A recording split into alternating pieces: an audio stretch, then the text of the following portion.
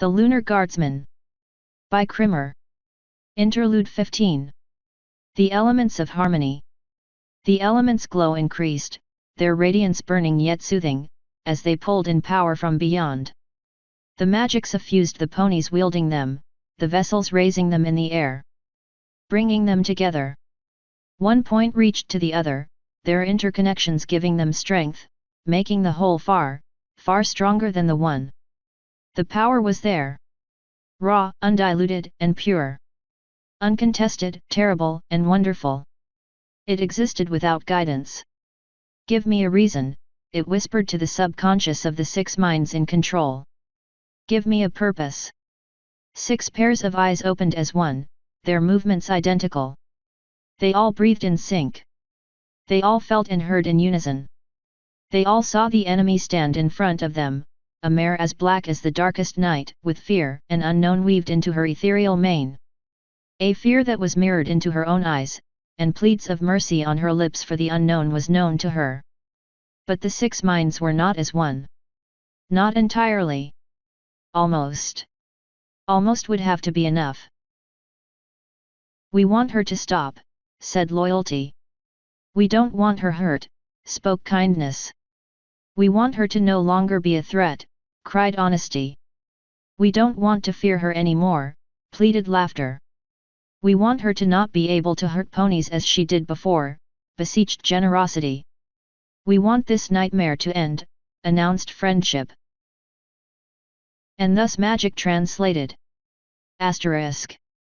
I put the last of the cloth-covered dynamite sticks in the backpack just as Luna opens her eyes and gasps, her legs kicking the blankets over her as if they are a net that traps her. I'm at her side instantly, helping her sit and breathe.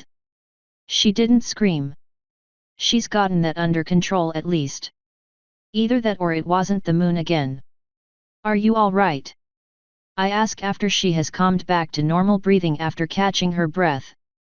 Do you want me to get you some water? She shakes her head and leans back to the cot. No. I'm fine. It wasn't that bad. No moon.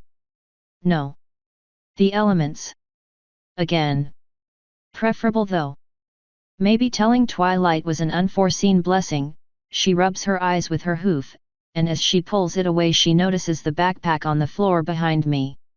You're going tonight? She asks, and she is honestly surprised. Maybe I should have told her, but I kind of wanted it to be a surprise. Yep. I figured we could finally take this worry off your head for good. Better to go straight for the source, right? Luna half pushes the covers off her. She doesn't actually get up though. I should come with you. She doesn't want to come in reality. She's too scared. Too much fear of what will happen and too many memories yet not enough. She isn't too much certain of what is there anymore either. Not after the moon. Fantasy has been mixed with reality. And who's to say whatever's in that cave won't remember her in some way or will try to stop her? We already agreed I'm on my own, I remind her, remembering as ever not to show her that I know she doesn't wish to get anywhere near it. And she knows that. Magic immunity, remember? Go back to sleep. I'll be late. I want to make sure I get it all down. She obeys and lies back down. She doesn't go back to sleep though. She just looks at me. She'll probably stay up worrying until she falls asleep. I pick up the pack on one hand, the hammer on another. Armor is already on. Almost forgot the helmet. Oops. I'll bring you back a piece. It will make a nice paperweight.